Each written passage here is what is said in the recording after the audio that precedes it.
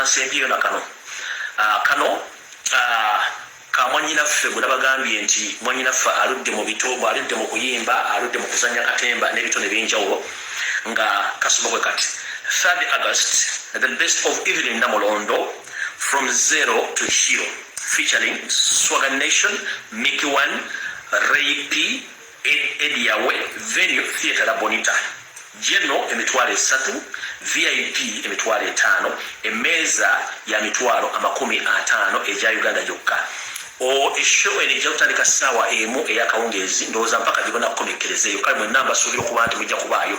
Abayibi bangi bagenda kubeera besobola kumenya mannya n'abazanyi bannakatemba bonna abakomedi n'abakyolo bajja kuba bamwerekedde. So njala obategeeza mwenna nti omukyalo olwami mugende muwagire kubanga tateekaako kivulu nibo banga asobodde okuteeka ekivulu ng'ate omu ku bannakatemba abateeraga ate ng'akola omulimu okulaba nti asomesa eggwanga kankaddemu luutu emu. Ngeraku z'omwezi 3 omwezi ogw'omunaana temwerabira okgenda mu show ya mwanyinaffe gyayise the best of Evelyn Namulondo ngero emulaga okuba nti avudde okuba nti talina kyalina ali n'atuuka okuba nti naye kati ate afuuse muzira. Sheero ejja kubaamu ennyimba komedi ebitontome n'okulaga ebintu by'enjawulo ate ajja kuba werekeddwako Swagger Nation, Mick Wine, Ray P, Ediawe.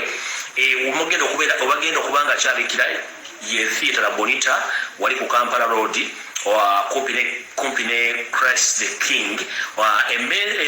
Okuyingira kwabona kujja kuba mitwalo 3, VIP mitwalo 5, table ya mitwalo 5 kutandika ssaawa emu eyakawungeezi then ye kijja okuba nga kiggwera keeka akalango kati tuba tuvudde mu kalango tuba tugenze mu video entuufu eba yatulese.